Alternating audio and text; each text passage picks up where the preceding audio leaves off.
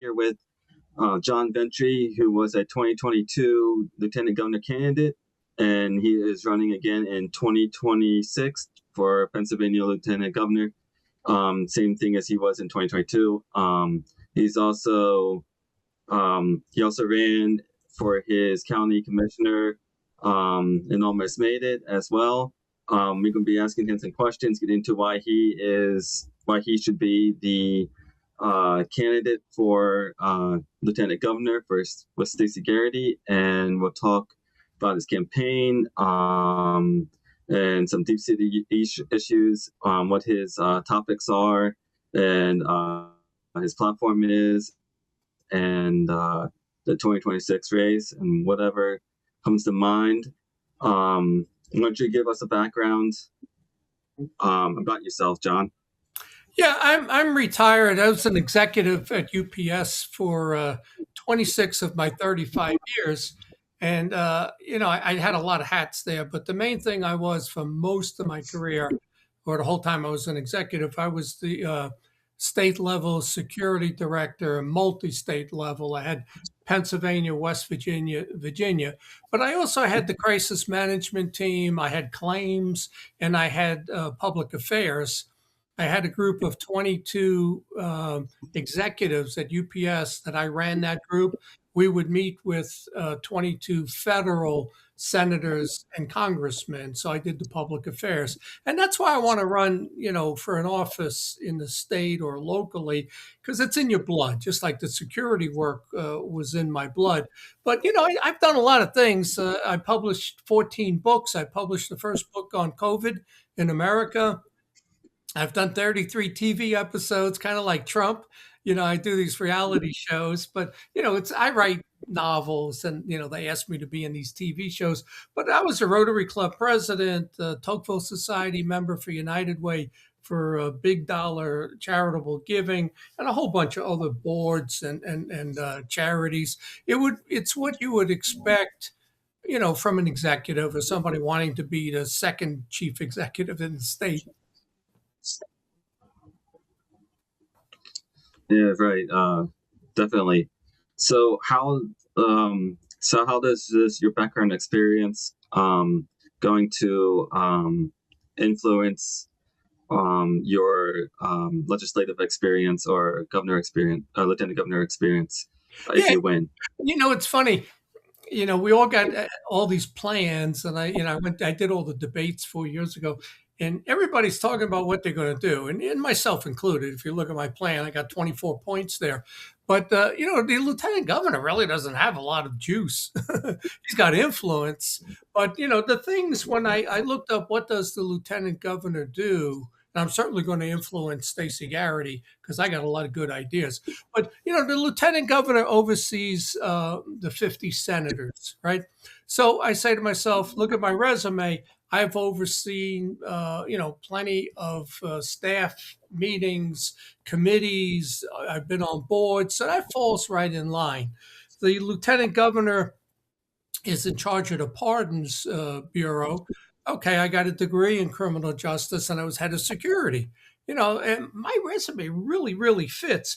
The lieutenant governor is in charge of any emergencies that take place in the state, like an ice storm, flooding, hurricane. That's what I did at UPS for 3 states. I was the crisis management team director. So really everything that the lieutenant governor does fits exactly into my resume, and I think better than any other candidate. I would really like to see them compare the duties of the lieutenant governor to their work resume.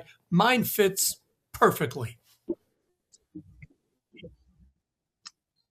Yeah, I would say it does fit perfectly within your reach and your background experience. What are some of the things that you plan? So I read that like you said, your email you sent me about the left going after Trump with affordability. So what is your plan to with affordability and to get back at them? Yeah, it's a funny thing. 4 years ago, the whole thing was abortion. The left was trying to nail the Republicans on abortion. So now they got to find something. So they're going after Trump on affordability, affordability. Yeah, but inflation just dropped to 2.7%. So affordability is coming. You got to give Trump a little bit of time. So I say to myself, okay, let's use their affordability and let's go after Shapiro on affordability because this guy is the absolute worst of the worst. I remember as soon as he got in office, the first thing he said was, "How much can I spend?" Think about that. How much can I spend? And that's exactly what he's done for the last 3 years. Um, he's drained the reserve fund, the rainy day fund.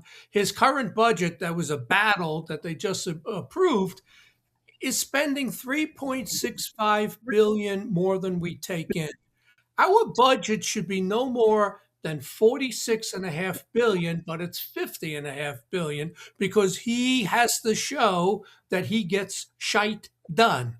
I used a different word from what he said, but he said he gets shite done, right? Spending, overspending, that's like giving your kids the credit card. They can acquire things too, but that's not getting stuff done. But when you look at where the state stands, I saw a projection that in 2 years we're going to be $7 billion spending more than we take in. In 4 years, it'll be 7.6. So, when you got a $50 billion budget and you're spending 7.6 more, you're really looking at a 15% increase in taxes to break even. And when Democrats are in office, you always get tax hikes. And that is absolutely coming. We need a 7% tax hike right now to pay for this budget. But we're pulling money from other areas, the reserve fund, rainy day fund. I'm not raising taxes.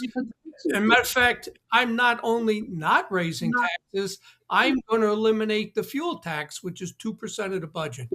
And, I've gone around and people say, well, how are you going to do that? You still got to fix roads. Yeah, we're going to fix the roads. We're going to make it a line item in the budget to do the things that fuel tax was taking care of. But we're eliminating fuel tax. People are not going to pay that because that's a regressive tax. It puts about $600 to $800 back in your pocket. It lowers transportation costs and it reduces inflation. So it's common sense. So people say, well, where are you going to get 2% from? I said, they've raised the spending 40% in the last 5 years. A matter of fact, in 2019, our state budget was $33 billion. We're 50 right now. I mean, that's a little over 50% increase in 6 years. So, what they're doing doesn't add up, but it's how Democrats manage. And we've also had a House Oversight Committee that's supposed to look at the spending. Is it justified? Is it reasonable? They haven't met since 2019. It's 6 or 7 years now. They haven't met to see what they're doing on spending because Democrats only want to spend. The other thing about Shapiro is if you watch him, and I've said this to people, he's got I think 33 of these media people that he hired for $3 million, making them look good on social media. But I've said to people, this guy always goes far left. He goes far left every single time, but he don't talk, like AOC and the Squad and Summer Lee. He's not loudmouth and disrespectful. He's a lawyer, so he plays it. It's almost, I tell people, if you watch baseball, Scott Boras, he will always have the guy run the player become a free agent. He'll take it right to the last minute and get the most money, right? So what does Shapiro do? I'm working with the Republicans. I'm working with them. We're close. We may have something. It gets to the final, thing, and then he goes far left every single time. Every single time he's gone far left and given the progressives exactly what they want.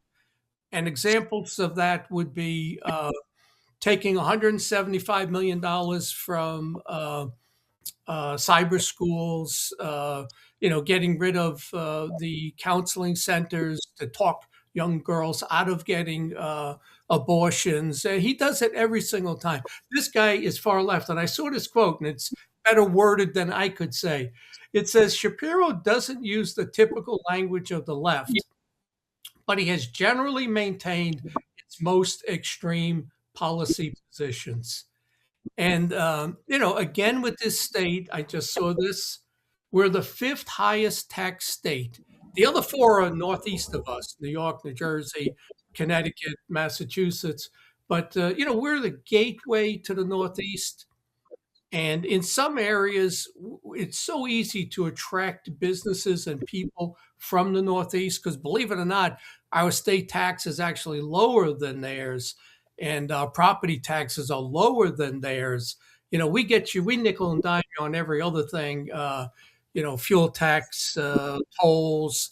If you want to start a business, all the fees you have to pay. If you have a snowmobile, a jet ski, a boat, you got to pay all of these fees. But when you add it all together, we're the fifth highest tax state. That's adding real estate, vehicles, property, income tax, sales tax, excise tax, fifth highest tax state.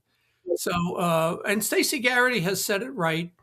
We're a mediocre state. We're not a successful state. Every time one of these think tanks put out a ranking, they'll put out where you stand on different things, ability to do business, whatever it may be. We always fall between 35 and 42. So we're a bottom 15 state in all these indices. The only thing that we actually do well on is we rank 11th on healthcare. And I think we do have good health care. UPMC, we have excellent health care here. But everything else, we rank, we're a bottom 15 state. So, people need to understand that's where we stand. The Democrats have a huge tax increase coming, has to be because they won't cut their spending. And then in 2028, Shapiro plans to run for president. He's already said it. I don't think he'd settle for vice president this time, even though Kamala said that his ego was so tremendous she couldn't take him as the vice president. But in 2028, when he's running for president, our debt will be $7.27 billion just on our budget. But the state also has another $10 billion in debt that we never pay down. We'll be overspending is the word I should be using. $7.27 billion. And he just spent $1.1 million on upgrading the security of his home. And I'm saying to myself, his private home, because he's supposed to live in the governor's mansion, but it's $279,000 on landscaping. It was a little over 300, I think 329 on security. I don't know what the other $500,000 is. I haven't seen that. But Stacey Garrity said they're going to put a lien on his house because if he thinks he's going to add $1 million, $1.1 million to his home, and then sell it in 2 years if he thinks he's going to win presidency, we want that money back. And that's being investigated right now. That he shouldn't have done that without approval. He went to the ethics committee after the fact, after already saying he's going to do it and contracting. But I mean, 1.1 million. But if only 329,000 is on security cameras and motion sensors and stuff, what's the other $500,000 on? And how do you spend over $250,000 on landscaping? Like, what's he got? Venus flytraps that are going to grab burglars? I mean, what do you do with landscaping? So that's my introduction. How you like that? That's ridiculous. Yeah, it is. If he loses and he's going to sell his house, that's going to be a shame. Well, Stacey said they'll put a lien on his home for the $1 million. You can't take $1 million of taxpayers' money and put it into your house and your property. Oh, because I'm governor, I need security. Okay, we'll station 2 state troopers outside your house. That's security. I mean, if it was me, I'd invite them in. You could be in the house as far as I'm concerned. We'll watch TV and, eat dinner. I don't care. So here's fiscal policy and state economy. The Never Socialist platform, you previously campaigned under a Never Socialist banner. How do you define that context of Pennsylvania state government And what specific socialist policies currently in place would you prioritize dismantling? Yeah, well, I put out a Never Socialist newsletter in 2019 to help Trump, and I also took a billboard out that I paid for locally here in Greensburg, and it said Westmoreland Never Socialist. It was all to help him get votes. I paid for that for a year. But when you look, I mean, it's pretty easy when you look at what the Democrats do. you know, uh, they are pushing for socialism. And like I said, and it's really not socialism. I just read a book. It's neo-Marxism. What they're doing is a soft form of Marxism. The way they turn vocabulary against you, the way they don't want police, they don't prosecute crime, and I think Philadelphia is a perfect example about with that. Krasner, they're not prosecuting people and they're letting people off, and that's been what they've done. Flooding the country with illegal immigrants. I was saying to myself, if I went, let's say I went to London on vacation for a couple of weeks, decided to stay 6 months or 6 years, do you think that the UK is going to give me a home and welfare and a pension and food stamps? I'm a tourist. Why would I be entitled to that? But here in America, somehow you're entitled to Social Security and Medicare. I don't get it. But if you just look at the policies of what's been done, in the state, they're mostly not stuff that conservatives want. You've got you got these sanctuary cities. They'd all be gone.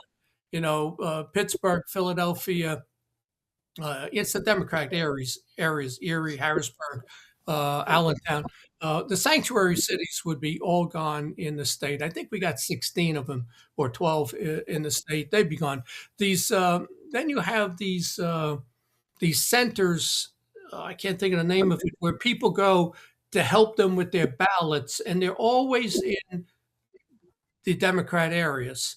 And people can go 90 days before the election.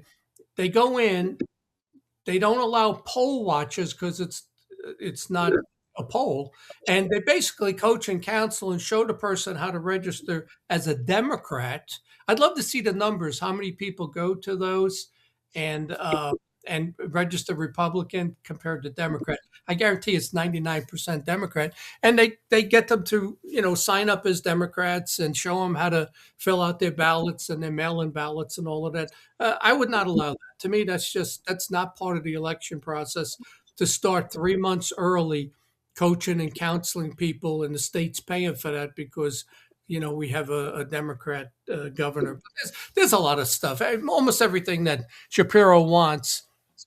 It's almost like when Biden got in, he threw out all the executive orders of Trump. Trump gets in, he throws out all the executive orders of Biden. So I would go through. I wouldn't throw them all out, but I would go through what Shapiro has asked for, and the things. That kind of center reminds me of it was like 2012 maybe, or maybe like when Obama got in and he did that thing with Acorn, where he got Yeah. everybody on that was on the street to vote Democrat, and that was illegal. But I mean, that's the whole point. Democrats can't play fair. So, but Yeah. And then they changed the name of that to something else, and that's what they do. They keep having all these non-government organizations, and when they get caught, they just change it to another name. It's like you got a carpentry business, then you go out of business, so you don't have to answer any of the complaints, and you start under a new name. Yeah. So next one is tax reform. You've advocated for reducing business and taxes and replacing certain fees with slightly higher sales tax. How would you ensure this doesn't disproportionately affect lower income Pennsylvanians? Yeah, I think you're looking at the wrong thing there. You're looking at what I had said in 2022, but I'm not raising the sales tax. That's an old one that you're looking there. We're going to get rid of the fuel tax. I would love to, then try to work on, lowering the sales tax, lowering tolls.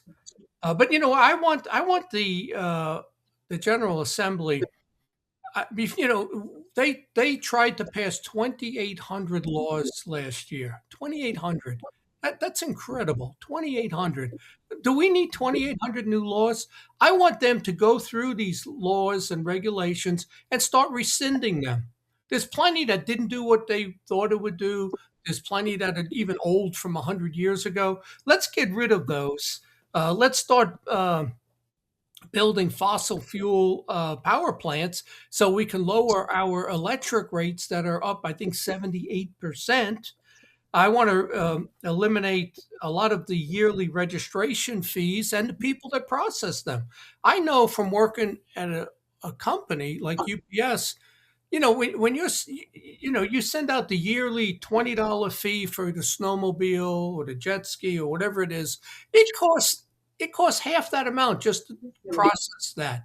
So, you want to do it where it's one time lifetime registration for your boat, your ATV, that type of thing. You got to do things a lot smarter than what they do. Um, I want to eliminate the sales tax exemption on nonprofits if they don't spend 80% on the cure or whatever it is that they do as the nonprofit. And there's very few that spend 80% on the goal. When I was on the board of juvenile diabetes, we were 83%. That's where I got the idea from.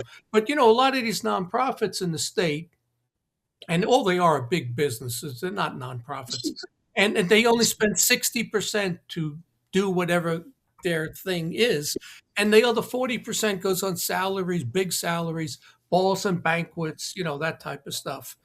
Um, I said eliminate the fuel tax, freeze seniors' property taxes.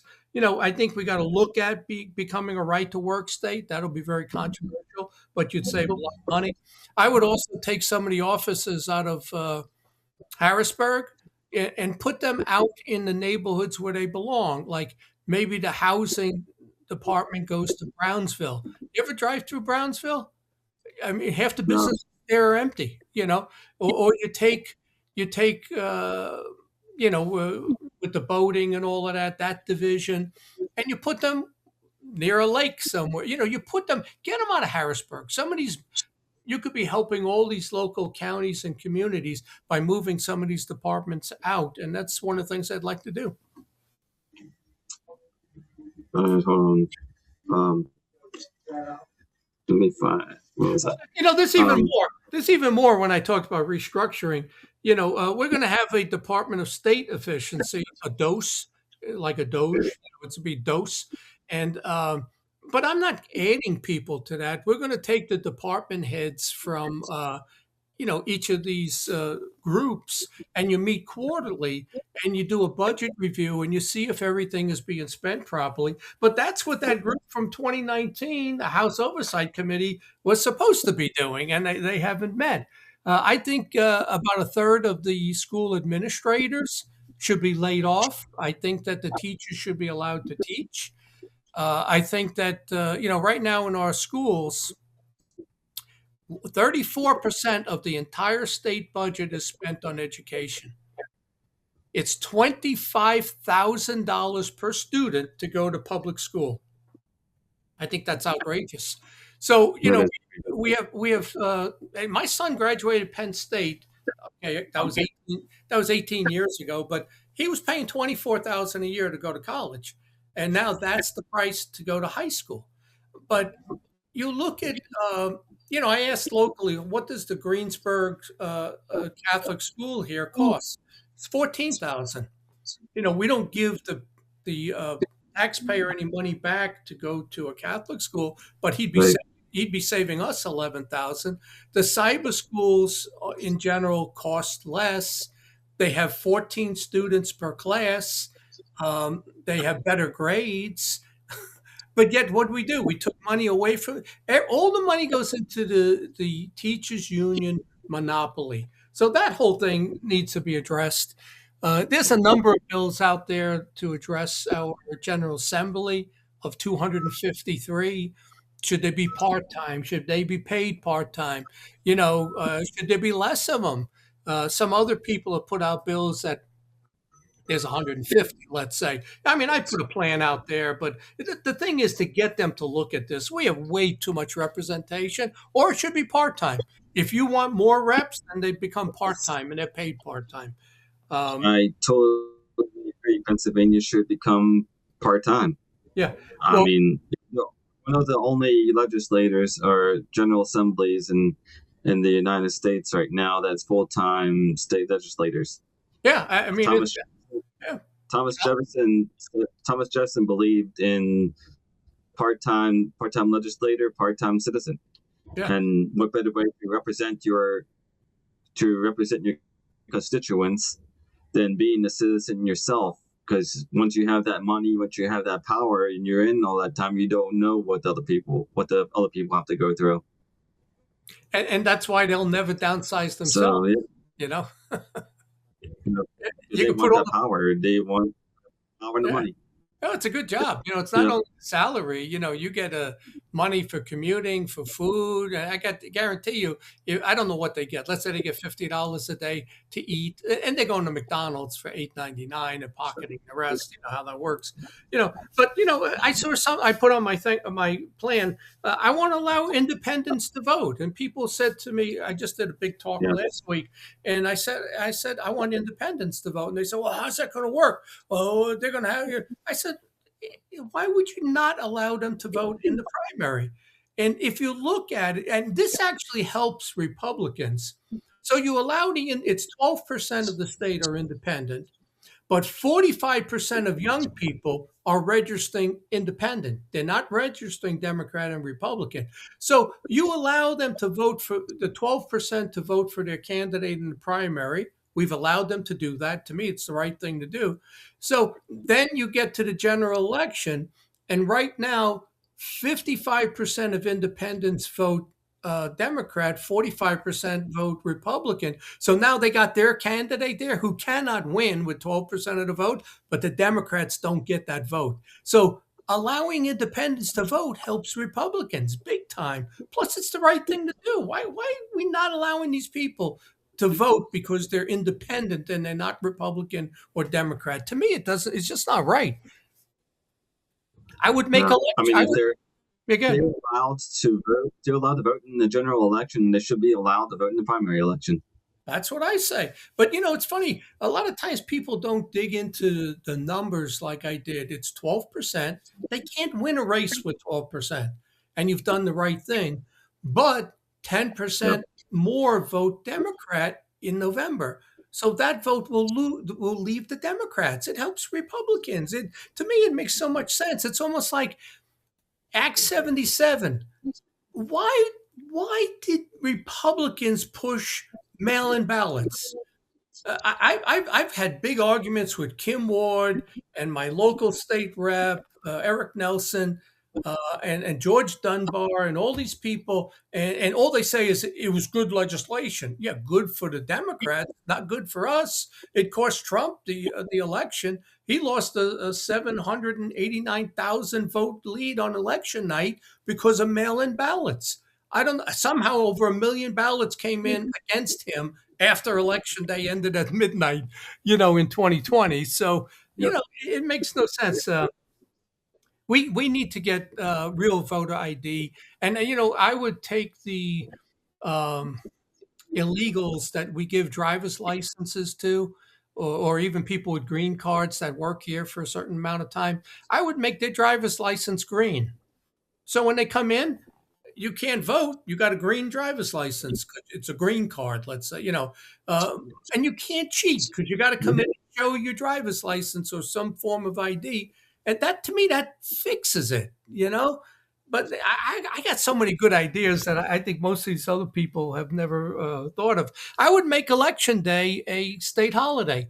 We made Native I American. would look at it.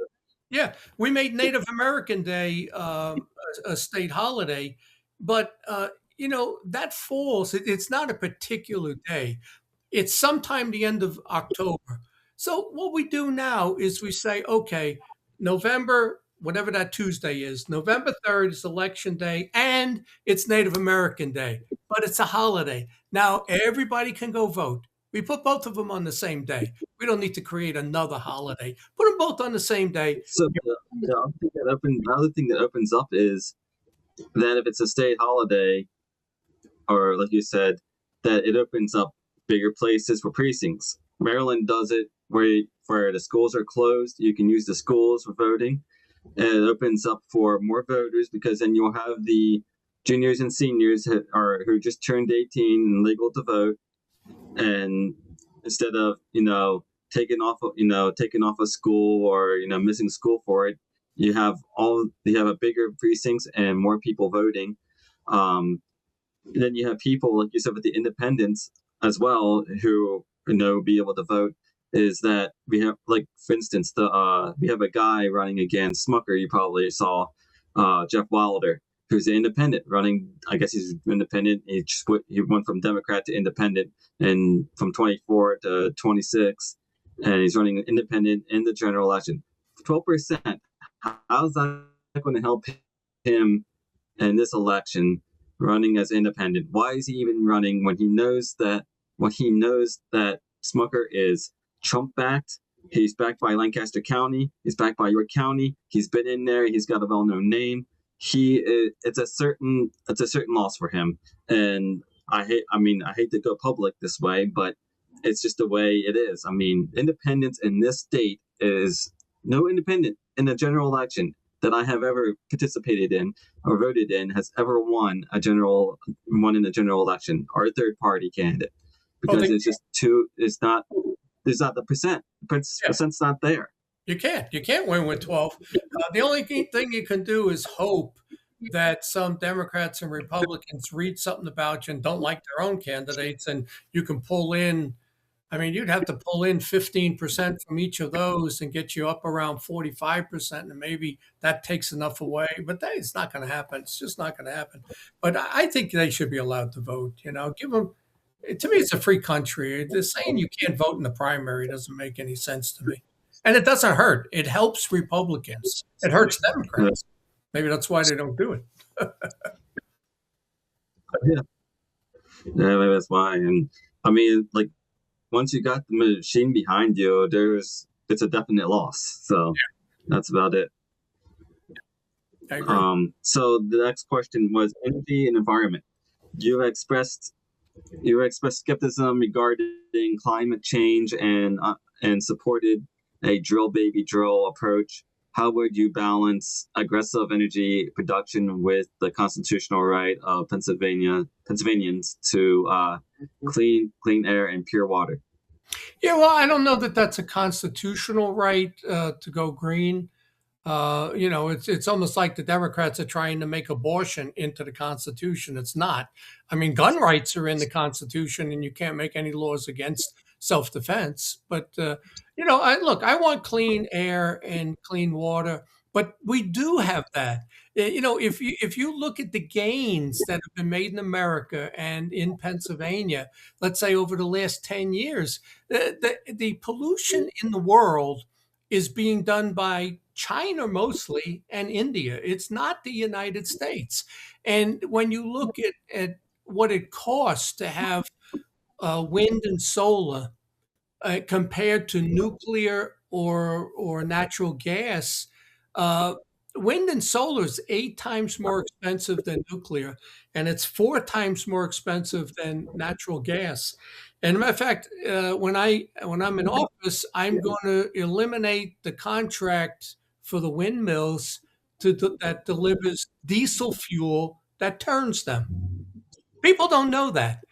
They get deliveries of diesel fuel that turns the windmills. And what they do with these windmills I don't believe they even work, to be honest with you, because most of the time here in Somerset, I see 1 out of 8 turning. And that's probably turning based on diesel fuel to trick the public. But I read in the UK, and every now and then these blades come flying off, and nobody really knows how to dispose of them. But in the UK, they take those blades, and I don't know what they're made of, graphene, something. They grind them up and they add them to the blacktop. It makes the blacktop so much stronger. And now I've given you an answer to the potholes. You dismantle these windmills. You take the blades, you grind them up, you add them to the asphalt. You got better asphalt. We don't have potholes anymore. I'm not joking either. That's what they do in England. But it's a lot cheaper to go. Nuclear is really the way. Wow. Nuclear is Um, the cleanest way to go. But people are afraid of that, you know. And I wouldn't be giving these nuclear plants and these big data centers away. You know, like I haven't looked into really how that's getting paid for at 3 Mile Island. Somebody's putting $1 billion into it. I hope it's not us. I hope it's Microsoft. But you know, what are we charging him for that plant? That thing is worth a lot of money, even if only half of it's running. You know, we're not giving this away because he's adding 500 jobs. That's not worth it. And you know, I want to make sure the people have electricity, so we're not paying these outrageous it's gas and electric bills. But I want to make sure we're not paying outrageous rates because we're not using our natural resources. We're second most in the country as far as fossil fuels go, and the Democrats don't want to let us use it. You know, we should have the cheapest gas. We should have the cheapest the fuel for cars, the cheapest home heating gas. boy. Uh, we should have all of that, but we don't. My gas bill to heat my house was 405 last month, and electric was 241. $646 for December, and we got to get through January and February. It's ridiculous, and I'm retired.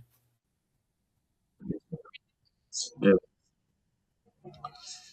So the next one is going back to your legislative size. You suggested reducing the size of the Pennsylvania General Assembly, the largest full-time legislator in the U.S. How would you navigate the political difficulty of asking lawmakers to vote to eliminate their own jobs?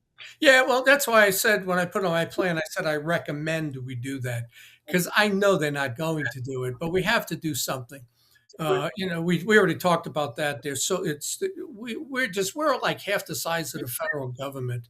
So I think personally, you know, people want access to their reps, pay them part time, and let's use Zoom calls. You know, what did we do during COVID?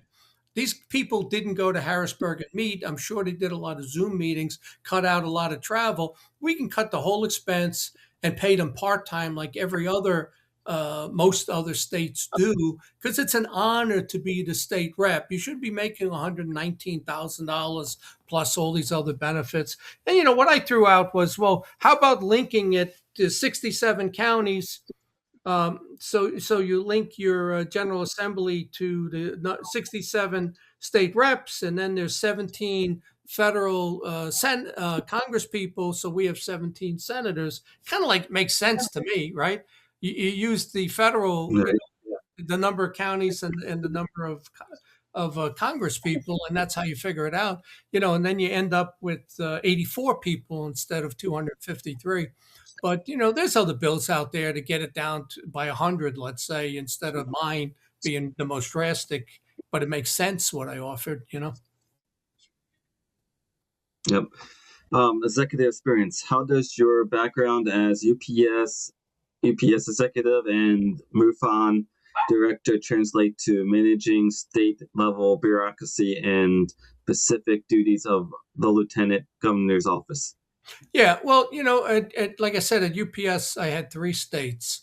So you're talking, you know, I should probably look this up. How many people are in Virginia, West Virginia, and Pennsylvania? It's over 20 million people, right? So I had that responsibility of the public and employees we probably had 10,000, probably more than that, employees. So I have always managed large territorial areas, large areas where you can't meet with everybody. Although I spent most of my time, you know, I'd be on the road 3 or 4 days a week, and I'd go out to these facilities, do my job, audit, have staff meetings. I mean, my background fits exactly with especially the lieutenant governor. I think it fits even well with the governor, but you know, I can't break into that because they're endorsing with Stacey Garrity. You know, and I think the lieutenant governor, even if they endorse somebody, the lieutenant governor goes under the radar. Nobody really pays that much attention. And, you know, and I think it's a fairer fight there if there's 3 of us and one's endorsed by the GOP. I don't think the public cares all that much, and I want them to go to my website where I got 50 reasons not to vote for Shapiro because of how dishonest the man is, and I have this great plan for the state, and I even list a dozen ways that I'm similar to Trump. So if they actually go to my website, vote for Ventre.com, you'll see all the reasons to vote for me. And I think people will. Like I said, I spoke to a group of 80 last week. I hit a grand slam. I picked up 50 people, 30 people from that group and 20 from a group I'm speaking in front of in another couple of weeks. But the person from that group said, I'll get you 20 from the other group. We'll have you come speak, but I'll already have them lined up. So, I'm a good public speaker. I've done television, 33 TV episodes. I've written 14 books, mostly novels. I win debates, and I believe I won the 4 debates 4 years ago that I participated in. Matter of fact, a couple of the other candidates even said to me that, well, you won another one. But, it's about getting the media to cover you. And that's been really hard. If your name's not Garrity Mastriano, who dropped out, or Muser, who dropped out, you're not getting any coverage. Right. So the other one the other one is the role of lieutenant governor. The lieutenant governor presides over the state senate and chairs of the board of pardons. How would your philosophy on law and order influence your decisions on clemency and pardons? Yeah, I mean, we got to stop letting people out. My belief is you should be able to walk down any street in Pennsylvania at midnight. A female should be able to walk down any street in this state at midnight and not be worried about being assaulted, robbed or raped. And until you got a state like that and cities like that, that's what we have to do. And we have to enforce the laws. And when you break the laws, you're going to pay. You do the crime, you're going to do the time. That's exactly the way it's going to be. And like I said, my background with a degree in criminal justice, being head of security, I've probably been involved in, I don't know how many hundreds of arrests, working for UPS, thousands of terminations, over my 35 years with the company. And I oversaw all of that, so I understand it. But the one thing I'm going to do as lieutenant governor, I want to look at all the people on death row. And very simply, what was the evidence? Now, if and in my mind, it has to be 100% to be on death row. It can't be circumstantial. If it's circumstantial, then I think you go to life imprisonment and you don't get death row. But, if you got witnesses, you got DNA, you got cameras, that type of stuff, and it's 100%, then we have to fulfill what the state's law says. Those people then have to go to death row. Now, maybe we got to change the law that you only get 2 appeals. What they do right now is they just keep appealing it forever and ever. You can have 20 appeals, but maybe we reduce it to 2 or 3 appeals. But I want to read over each file, and I'm good at that. And then I'll make a final determination, recommend it to the governor. These people, I'm not paroling them because they did the crime, but they go to life in prison. And this stack here, they go to death. They're on death row. Well, now we need to finish it. That's also pretty good. So the other question was, so now we go into election integrity and voting. Voter ID. You have been a vocal proponent of returning to strict voter ID laws beyond ID requirements.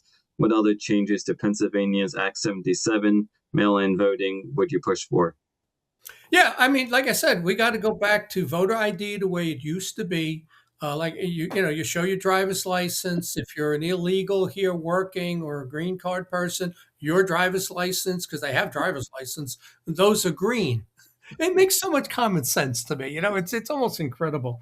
And I said we need to do that. And the thing that I mentioned was satellite offices. That's the offices that are open 90 days, and they basically procure Democrat voters 90 days before the election. We're getting rid of those. and the sanctuary cities, we're getting rid of those. So we're going back to the way it used to be. I read somewhere that Europe years ago tried mail-in ballots, and two-thirds of European countries got rid of the mail-in ballots because of fraud.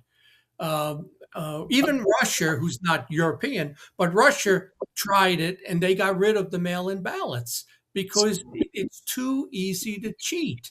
And so, it's funny. I was up at Erie speaking, and there was a reporter up there. He was from Germany, and he goes, "Well, Germany still has the mail-in ballots." I said, "Yeah, you're one of the 34% that kept it in Europe. 66% got rid of it because of fraud, and there's too much chance of fraud. And there's a reason the Democrats don't clean up the voter rolls. I was never big on the computers, although I've seen plenty of reports where things can change. It can bounce to the other candidate. Okay, but I never hung my hat on that like some people did. I know that Democrats are using these satellite centers. You've got people voting. I think there was 155 over 100 years old in the state that voted. There's people under 18 voting. There was a report last week put out by Election Integrity by state that gave you all the anomalies by state. And you got to look at it and shake your head. People 150 years old and they're voting. Well, you show me the person that's 150 years old in Pennsylvania. There aren't any. The oldest person was 119 that died recently, and they weren't in Pennsylvania. But yeah, we're going to fix that. You have to fix that one. Trust in elections. Given the polarized climate, what specific steps would you take to ensure that both Republicans and Democrats voters in Pennsylvania have full confidence in the 2026 and 2028 election results? Yeah, well, I got to get in there first. So that'll be, I don't have anything I can do this year, get in next year. But, like I said, yeah, I think if you get rid of the satellite offices, the sanctuary cities, you go back to voter ID fixes it. And we're going to clean the voter rolls. Judicial Watch sued Pennsylvania because there was 800,000 people that needed to be removed off the voter rolls, and they were mostly Democrats. And Democrats are down to about 150,000 lead. They used to have 1.2 million. They're down to 150 over the Republicans now, even though Scott Pressler says it's 52,000. But that number is getting a lot closer and closer. And maybe they have in the past year cleaned up some of the voter rolls because there was 800,000 people. But that's going to get cleaned up. That has to be when people, when people pass away, and whether you use obituaries at a coroner's office or link it to Social Security, whatever, and somebody family member files that the person's deceased, the state needs to be notified and immediately remove them off the voter roll. There are things that go on that are allowed to go on because Democrats cheat. And when I ran 4 years ago, there were 15 of us, and in the Newcastle debate, that was the third debate I participated in, I was the only candidate. The question was, did Joe Biden win legitimately? And the other 14 said he did. And even Stacey Garrity now says that he did, and I disagree with her on that. I disagreed back then. I was the only candidate that said he did not win legitimately, and the place went crazy. I thought they were going to tear the seats out of the ground, and they were screaming and jumping up and down because I was the only candidate to tell them the truth.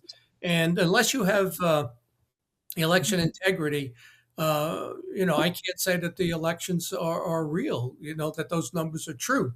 But if you have the election integrity, then the result's the result. And Joe Biden did not get, I think it's 18 million more votes than any other presidential candidate in history. He did not do that in 2020. He got more than Obama, than Hillary, than Trump, than the Clintons, than anybody. And Sleepy Joe in his basement, who never went out and campaigned, could not have done that. It was fraud. And I'll stick with that till the day I die. Joe Biden did not win legitimately. But you don't hear other candidates say that. there's no way that he could have gotten that many votes more than Clinton and Obama. It's impossible. So, right. I mean, there's not that many people, Yeah. for one. Thank you for your time and for coming on. And they can find you at voteforventre.com, right? Yeah, vote number 4, voteforventre.com. You can email me from there, and then you'll see I have a great plan. I have 50 reasons not to vote for Shapiro, my plan, my resume, why I'm similar to Trump, and then on the bottom there's the commissioner stuff. I use the same page, but thanks for having me on. Yep. Thank you for coming on. All right, thank you. Bye.